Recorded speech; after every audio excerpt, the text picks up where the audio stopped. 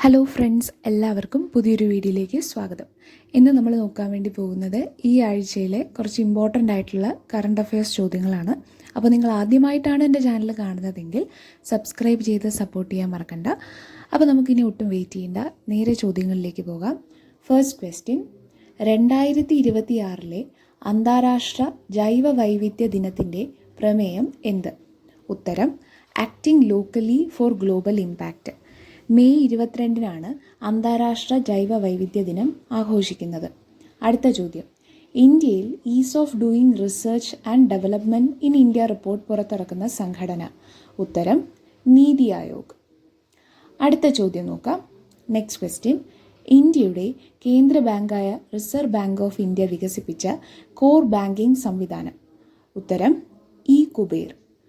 അടുത്ത ചോദ്യം: 2026 ലോക ഭൗമ ദിനാചരണ വിഷയം എന്താണ്? ഉത്തരം: അവർ പവർ അവർ പ്ലാനറ്റ്.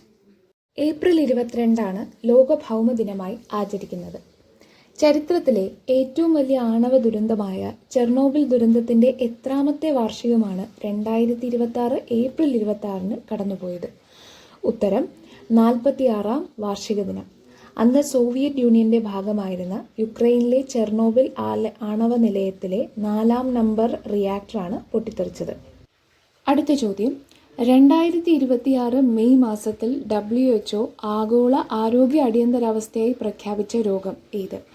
ഉത്തരം: എബോള. അടുത്ത ചോദ്യം നോക്കാം. രാജ്യത്തെ മുതിർന്ന പൗരന്മാരുടെ സുരക്ഷ, ക്ഷേമം, ആരോഗ്യ സംരക്ഷണം എന്നിവ ഉറപ്പാക്കുക എന്ന ലക്ഷ്യത്തോടെ നടപ്പാക്കുന്ന പദ്ധതി. ഉത്തരം: Jeevan. Full form: joint elderly empowerment and virtual assistance network. അടുത്ത ചോദ്യം: കേന്ദ്ര സർക്കാർ നിലവിലുണ്ടായിരുന്ന 29 തൊഴിൽ നിയമങ്ങൾ ലഘൂകരിച്ച് എത്ര ലേബർ കോഡുകളായാണ് മാറ്റിയത്? ഉത്തരം: 4. അത് ഏതൊക്കെയാണെന്ന് നോക്കിയാൽ wage, industrial relation, social security and OSH codes. അടുത്ത ചോദ്യം: കേന്ദ്ര വാണിജ്യ വ്യവസായ മന്ത്രാലയത്തിൻ്റെ 2025 റിപ്പോർട്ട് പ്രകാരം ഇന്ത്യയുടെ മൊത്തം കയറ്റുമതി വരുമാനത്തിൽ കേരളത്തിൻ്റെ സ്ഥാനം എത്ര? ഉത്തരം: 15. ഇന്ത്യയിലെ ആദ്യ മനുഷ്യ ആന സംഘർഷ ലഘൂകരണ ഗവേഷണ കേന്ദ്രം സ്ഥാപിതമാകുന്നത് എവിടെ?